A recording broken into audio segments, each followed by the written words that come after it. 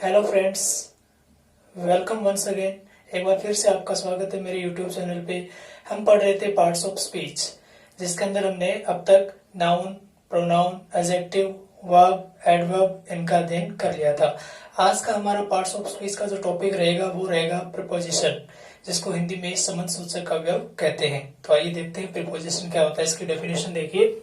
Preposition in a sentence, एक वाक्य में, ए वर्ड एक शब्द, विच यानी जो, शोज दिखाता है, द रिलेशन यानी संबंध, ऑफ ए नाउन या प्रोनाउन एक संज्ञा या सर्वनाम का, विद अनदर नाउन या प्रोनाउन किसी अन्य संज्ञा या सर्वनाम का, इज कॉल्ड प्रीपोजिशन, वो प्रीपोजिशन कहलाता है। तो प्रीपोजिशन की परिभाषा क्या होगी कि एक सेंटेंस के अंदर एक ऐसा शब्द जो किसी संज्ञा या सर्वनाम की किसी अन्य संज्ञा या सर्वनाम के साथ संबंध दर्शाता है, वो जो शब्द होता है वो प्रीपोजिशन यानी संबंध सूचक अवयव कहलाता है। ठीक है। अब प्रीपोजिशन बहुत सारे होते हैं, जैसे in, on, into, at, over, among, across, between, for, to, from, of, है ना। तो अब हम इनके यूसेज के बारे में पढ़ते हैं। तो आइए देखिए, पहला जो प्रीपोजिशन हमने लिया है वो है इन। इन का अर्थ होता है में या अंदर। अब इसका यूसेज प्रयोग देखिए, इसका यूज कहाँ पे किया जाता है। पहला प्रयोग देखिए आप, यदि कोई किसी के अंदर पहले से है तो इनका प्रयोग किया जाता है। यदि कोई भी व्यक्ति हो या कोई भी वस्तु हो, पहले से किसी चीज के या कहीं पर अंदर है, पहले से स्थित है वहां पे, तो वहां पे इनका प्रयोग किया जाता है। जैसे देखिए, my mother is cooking food in kitchen. My mother मेरी माँ, इज कुकिंग पका रही है, फूड यानी भोजन, इन किचन यानी रसोई में, मेरी माँ रसोई में भोजन पका रही है, यानी वो पहले से वहां पे स्थित है, पहले से ही वो भोजन पका रही, तब आप ये बात किसी को कह सकते हो। Ram is sleeping in his room. Ram अपने कमरे में सो रहा है, इसका मतलब वो पहले से कमरे में है। My book is in the bag. मेरी पुस्तक बैग में है, यानी मेरी पुस्तक पहले से ही बैग के अंदर स्थित है। इसलिए यदि कोई किसी के अंदर पहले से है तो इनका प्रयोग किया जाता है। इनका दूसरा प्रयोग देखिए, ईयर यानी साल, मंथ यानी महीना, सीजन यानी ऋतु, सेंचुरी यानी शताब्दी के नाम के पहले भी इनका प्रयोग किया जाता है। जैसे आई वॉज बोर्न इन 1993, कि मेरा जन्म 1993 में हुआ था। अब 1993 क्या हो गया, ईयर हो गया, साल हो गया। तो साल से पहले किसका प्रयोग होगा, इनका। मंथ, जैसे मंथ की बात करें, है ना, तो रमेश मेट मी इन जुलाई। रमेश मेट मी, रमेश मेरे से मिला इन जुलाई यानी जुलाई में, तो जुलाई क्या हो गया, मंथ हो गया, महीना हो गया। अब सीजन की बात करें, ऋतु की, जैसे Ramesh came here in winter. Ramesh came यानी रमेश आया, हियर यानी यहाँ, इन विंटर यानी सर्दियों में, है ना, सर्द ऋतु में। तो ये हो गया सीजन। तो सीजन के साथ भी इनका प्रयोग होता है। सेंचुरी यानी शताब्दी, जैसे वी गॉट फ्रीडम, हमने स्वतंत्रता प्राप्त की, इन 20th सेंचुरी यानी 20वीं शताब्दी में। तो ये 20वीं शताब्दी हो गई सेंचुरी। तो इससे पहले भी किसका प्रयोग किया जाता है, इनका प्रयोग किया जाता है। ईयर साल, मंथ महीना, सीजन ऋतु और सेंचुरी शताब्दी के नाम के पहले भी इनका प्रयोग किया जाता है। ठीक है। नेक्स्ट, बड़े स्थानों के लिए, जो बड़े नगर, बड़े शहर हैं या बड़े स्थान हैं, उनके लिए इनका प्रयोग किया जाता है। या फिर आप इसको दूसरे शब्दों में ये भी कह सकते हो कि यदि एग्जैक्ट एड्रेस नहीं दिया गया हो तो इनका प्रयोग किया जाता है। एग्जैक्ट एड्रेस का मतलब ठीक स्थान, जैसे आई लिव इन इंडिया, अब मैं भारत में रहता हूँ। ठीक है, ये बड़ा स्थान हो गया। और एग्जैक्ट एड्रेस नहीं है, आप भारत में तो रहते हैं लेकिन आप एग्जैक्ट रूप से नहीं बता पा रहे कि आप भारत में कहाँ रहते हैं, है ना, तो ये एग्जैक्ट एड्रेस नहीं है आपका। और वैसे बड़ा नगर, बड़ा स्थान है, हमारा देश है, तो आई लिव इन इंडिया। जैसे आपने कहा आई लिव इन मुंबई, मैं मुंबई में रहता हूँ। मुंबई एक बड़ा नगर है, लेकिन मुंबई में आप कहाँ रहते हैं ये आपने एग्जैक्ट नहीं बताया यहाँ पे। तो बड़े स्थानों के लिए या एग्जैक्ट एड्रेस अगर नहीं दिया गया है तो इनका प्रयोग किया जाता है। ठीक है। Next, medium of conversation. Medium का अर्थ होता है माध्यम, और कन्वर्सेशन यानी बातचीत का, बातचीत का माध्यम, या राइटिंग यानी लेखन का, या फिर लेखन का माध्यम दिखाने के लिए। आपकी बातचीत का माध्यम क्या है, आपके लिखने का माध्यम क्या है, आप किस तरीके से लिख रहे हैं, वो चीजें दिखाने के लिए भी इनका प्रयोग किया जाता है। बातचीट या लेखन का माध्यम दिखाने के लिए इनका प्रयोग किया जाता है। जैसे when I met him, when जब आई मेट में मिला, ही यानी उससे, ही वॉज टॉकिंग वह बात कर रहा था, इन इंग्लिश यानी अंग्रेजी में। जब मैं उससे मिला तो वो अंग्रेजी में बात कर रहा था, उसकी बात करने का जो माध्यम था बातचीत का वो क्या था, इंग्लिश, अंग्रेजी में था। इसलिए किसका प्रयोग होगा, इनका। शी रोट ए लेटर, सी यानी वह उसने रोट यानी लिखा ए लेटर एक पत्र टू मी यानी मुझे इन रेड इंक यानी लाल स्याही में, उसने मुझे लाल स्याही में एक पत्र लिखा। उसके लिखने का जो माध्यम है वो कैसा है, लाल स्याही है ना। तो इसके पहले भी किसका प्रयोग होगा, इनका प्रयोग होगा। आगे पांचवा नियम देखिए इनका, पांचवा जो यूज है, पार्ट्स ऑफ डे के पहले यदि कोई आर्टिकल ए एंड दे का प्रयोग हो रहा है तो वहां पे इनका प्रयोग किया जाता है। पार्ट्स ऑफ डे यानी दिन के भाग, जैसे morning, evening, afternoon, night, down, DAWN down यानी भोर का समय होता है, सुबह का। तो ये पार्ट्स ऑफ डे हैं। यदि इनके तुरंत पहले कोई आर्टिकल आ रहा है ए एन और द, तब तो आर्टिकल प्रीपोजिशन इनका प्रयोग किया जाता है। जैसे इन द नाइट, अब नाइट पार्ट्स ऑफ डे है, इससे पहले आर्टिकल आ गया द, तो इसके पहले किस प्रीपोजिशन का प्रयोग होगा, इनका। In the night, in the morning, in the down, down का क्या होता है, भोर का समय, है ना। ठीक है, अब नोट लगा के एक बात लिखिए, देखिए आर्टिकल का यूज नहीं होने पर एड का प्रयोग किया जाता है। यदि पार्ट्स ऑफ डे से पहले यानी दिन के जो भाग है उनसे पहले यदि किसी आर्टिकल का प्रयोग नहीं हो रहा है तब प्रीपोजिशन इन का प्रयोग नहीं होगा, तब प्रयोग होगा एड का। जैसे एट नाइट, अब नाइट से पहले कोई आर्टिकल नहीं है तो किस प्रीपोजिशन का प्रयोग हो रहा है, एट का। नून पार्ट्स ऑफ डे है, दोपहर, कोई आर्टिकल नहीं है तो किस प्रीपोजिशन का प्रयोग होगा, एट का। सनराइज सूर्योदय का समय, है ना, तो इससे पहले कोई आर्टिकल नहीं है तो किसका प्रयोग होगा, एट का। तो याद ये रखना है कि पार्ट्स ऑफ डे से पहले यदि कोई आर्टिकल ए एंड द में से आ रहा है तब तो प्रयोग होगा प्रीपोजिशन इन का, और यदि पार्ट्स ऑफ डे से पहले कोई आर्टिकल का यूज नहीं हो रहा है तो प्रयोग होगा एट प्रीपोजिशन का। ठीक है, नेक्स्ट देखिए इनका प्रयोग, कार्य या व्यवसाय दिखाने के लिए, आपका क्या जॉब है, आपका क्या प्रोफेशन है, इस चीज को शो करने के लिए इनका प्रयोग किया जाता है। जैसे हिज फादर, उसके पिताजी, इज यानी हैं, एन ऑफिसर एक अधिकारी, इन द आर्मी यानी सेना में, उसके पिताजी सेना में एक ऑफिसर है, ये उनका व्यवसाय है ना, तो इन द आर्मी। ठीक है, नेक्स्ट रंग यानी कलर, वस्तु का पदार्थ, दशा या स्थिति बताने में भी इनका प्रयोग किया जाता है। कोई भी रंग बताने में, वस्तु का पदार्थ बताने में, किसी की दशा या स्थिति बताने में प्रीपोजिशन इनका प्रयोग किया जाता है। जैसे today Rohan is in white dress, आज रोहन सफेद पोशाक में है, उसकी जो वस्तु का पदार्थ है उसका रंग कैसा है, व्हाइट है, तो इन व्हाइट ड्रेस। ठीक है, Rohan is in a very happy mood, Rohan बहुत खुश है ना, खुश मिजाज है एकदम, उसका मूड कैसा है, हैप्पी है, उसकी स्थिति कैसी हो गई, हैप्पी यानी खुश हो गई। तो Rohan is in a very happy mood, Rohan बहुत ही खुश मिजाज है यानी अच्छे मिजाज में है, अच्छे मूड में है। तो रंग, वस्तु का पदार्थ, दशा या स्थिति बताने के अंदर भी इन प्रीपोजिशन का प्रयोग किया जाता है। अब अगला प्रीपोजिशन देखिए इनटू। इनटू का अर्थ भी होता है में या अंदर। इनटू का प्रयोग देखिए, जब कोई भी पहले से अंदर नहीं हो, जब कोई भी व्यक्ति या वस्तु पहले से किसी चीज के अंदर नहीं हो और बाद में गति होकर अंदर हो, तब इनटू का प्रयोग किया जाता है। इनका प्रयोग तो पहले से किसी व्यक्ति या वस्तु के अंदर होने के अर्थ में होता है, जबकि इनटू का प्रयोग कोई वस्तु पहले से अंदर नहीं हो या कोई व्यक्ति पहले से अंदर नहीं हो और बाद में गति के माध्यम से वो अंदर हो, तब किया जाता है।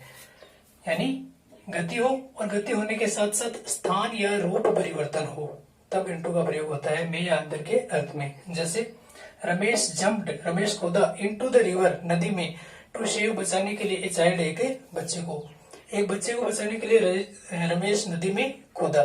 तो उसने इस बच्चे को डूबते हुए देखा, तो लेकिन रमेश पहले कहाँ था, बाहर था, फिर वो अंदर कूदा, तो उसने क्या की, गति की, उसका स्थान परिवर्तन भी हो गया क्योंकि वो पहले नदी से बाहर था, अब वो नदी के अंदर, उसका रूप भी परिवर्तन हो गया। पहले वो सूखा था, जब वो नदी के अंदर कूद गया तो पानी की वजह से वो क्या हो गया, गीला हो गया। तो गति होने के साथ साथ स्थान या रूप में से कोई भी परिवर्तन हो तब इनटू का प्रयोग किया जाता है। जैसे ही केम इनटू माय रूम, वह मेरे कमरे में आया, मेरे कमरे के अंदर आया लेकिन वो बाहर से चलकर आया, उसने गति की, अब उसका स्थान भी परिवर्तन हो गया, पहले वो बाहर था अब वो अंदर हो गया। ठीक है, ये हो गया इनटू का पहला प्रयोग। दूसरा देखिए, यदि किसी नाउन या प्रोनाउन यानी किसी संज्ञा या सर्वनाम की कंडीशन यानी स्थिति चेंज हो तब भी इनटू का प्रयोग किया जाता है। जैसे milk is changed into curd, जैसे मिल्क यानी दूध इज चेंज्ड बदल जाता है इनटू कर्ड यानी दही में, क्योंकि ये मिल्क जो नाउन है इसकी कंडीशन क्या हो गई, चेंज हो जाती है, क्योंकि ये फिर किस में चेंज हो जाता है, दही में बदल जाता है। ग्रेप्स यानी अंगूर इज चेंज्ड बदल जाते हैं इनटू वाइन यानी शराब में। तो अंगूरों की भी स्थिति क्या हो गई, बदल गई। तो किसी नाउन या प्रोनाउन की कंडीशन चेंज हो तब भी इनटू का प्रयोग किया जाता है। नेक्स्ट देखिए, किसी दशा में परिवर्तन हो या घटना का परिणाम दर्शाने के अर्थ में भी इनटू का प्रयोग होता है। किसी भी दशा में परिवर्तन हो, जैसे हम कह सकते हैं कि translate the following sentences into Hindi, निम्नलिखित वाक्यों को हिंदी में बदलिए। तो आप दशा में परिवर्तन कर रहे हैं, पहले वो इंग्लिश में है, अब आप उनको हिंदी में परिवर्तित कर रहे हैं। ट्रांसलेशन या ट्रांसफॉर्म किसी भी सेंटेंस का दर्शाने के लिए इनटू का ही प्रयोग किया जाता है। जैसे मैंने कुछ सेंटेंस लिख दिए, उनके लिए मैं कह सकता हूँ कि transform the following sentences into passive voice, निम्नलिखित वाक्यों को पैसिव वॉइस में बदलिए। ट्रांसलेट का मतलब हिंदी अनुवाद करना, ठीक है।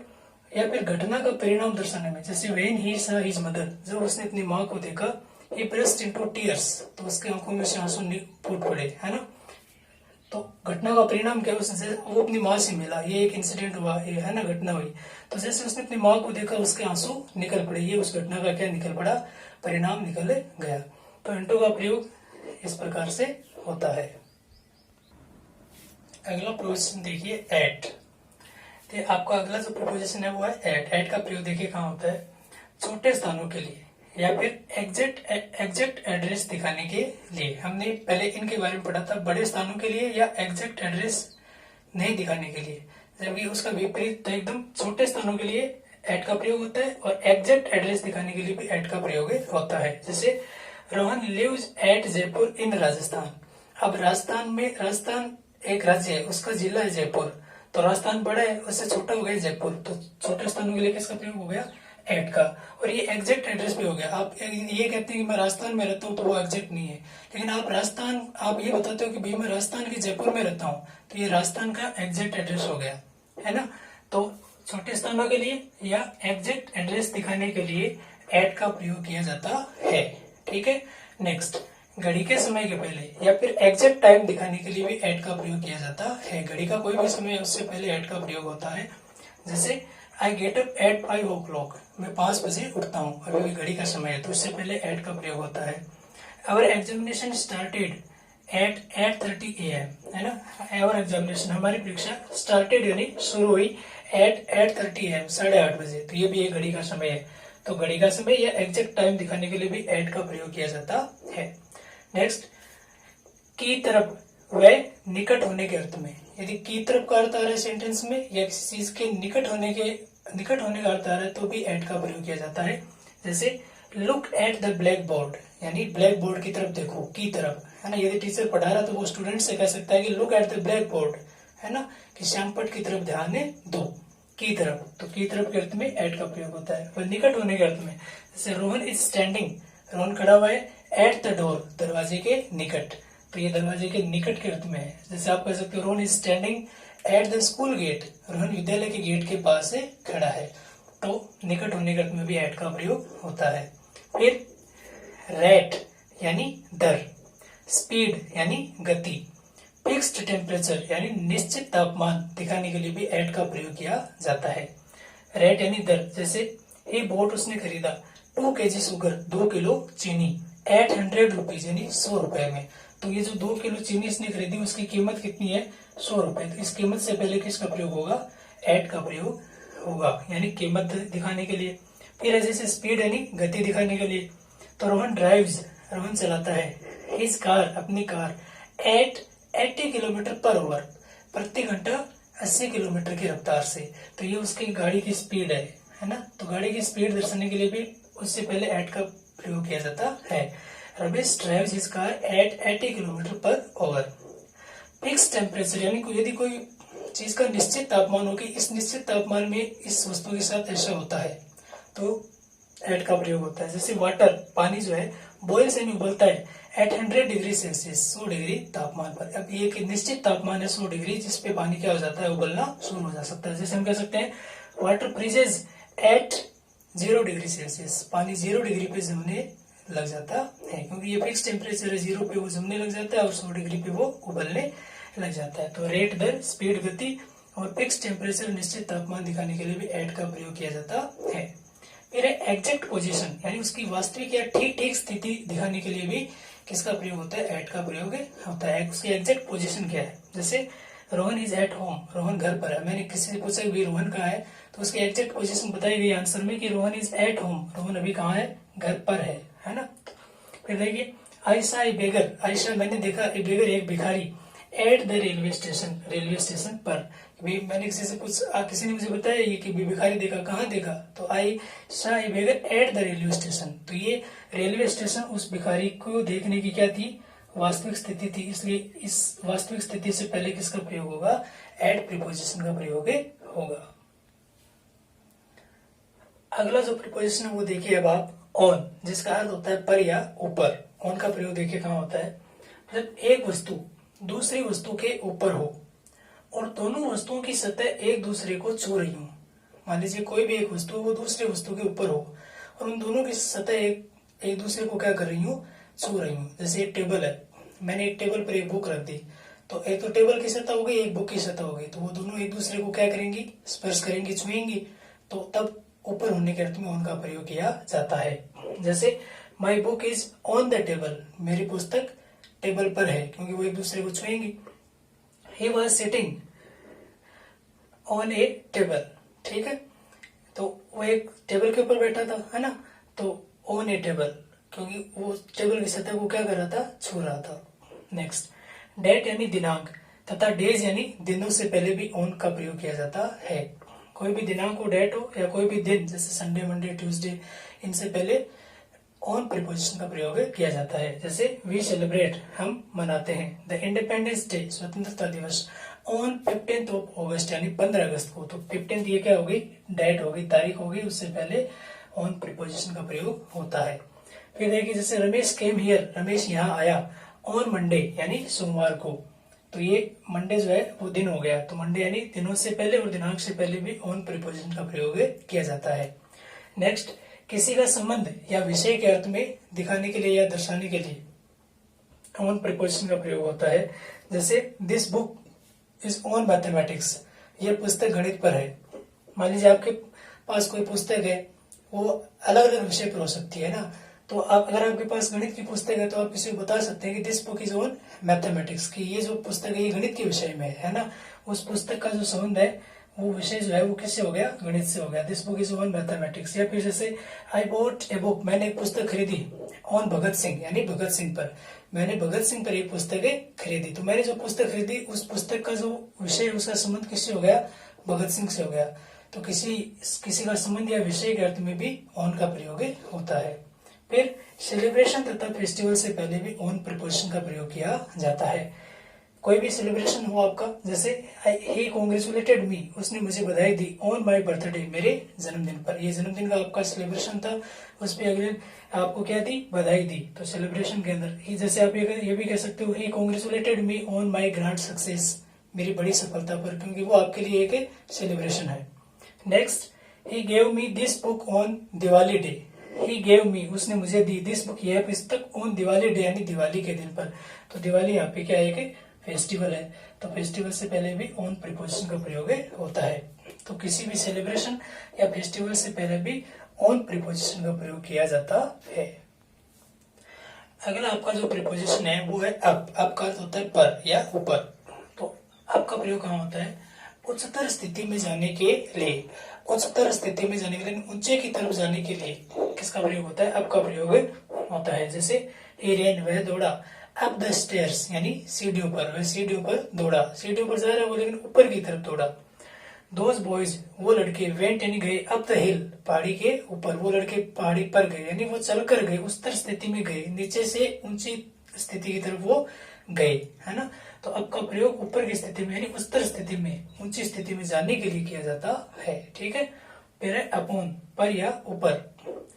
अपॉन का प्रयोग कब होता है, जब पहले से ऊपर की स्थिति नहीं हो, यानी कोई चीज पहले ऊपर नहीं हो और बाद में गति द्वारा और स्थान परिवर्तन होकर ऊपर हो, यानी बाद में किसी चीज में गति हो और गति होकर उसका स्थान परिवर्तन होकर वो चीज ऊपर की तरफ हो जाए, तो वहां अपॉन का प्रयोग होता है। जैसे the cat jumped upon the table, the cat यानी बिल्ली, जम्प्ड यानी कूदी, अब ऑन द टेबल यानी टेबल के ऊपर से। अब मान लीजिए एक टेबल पड़ी है, उसके पास में कोई बिल्ली बैठी है, तो वो पहले ऊपर नहीं है उस टेबल के, लेकिन अचानक से वो उस टेबल के ऊपर से कूदी, तो उसने क्या किया, गति की, और गति से उसका स्थान परिवर्तन हो गया। पहले वो इधर की साइड में बैठी थी और ऊपर से जब कूदी तो वो दूसरी साइड में चली गई। यानी कोई वस्तु पहले से ऊपर की स्थिति में नहीं हो तो, और फिर गति या गति द्वारा स्थान परिवर्तन होकर वो ऊपर की स्थिति में जाए तो किसका प्रयोग होता है? अपॉन का प्रयोग होता है। ठीक है, नेक्स्ट है अबोव। अबोव का अर्थ भी क्या होता है?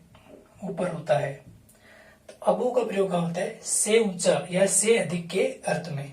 कोई चीज मतलब इससे ऊंची है या इससे अधिक है उसके अर्थ में अबोव का प्रयोग किया जाता है। जैसे the sky is above our head, sky यानी आकाश, इज यानी है, अबोव यानी ऊपर, आवर हेड यानी हमारे सर के।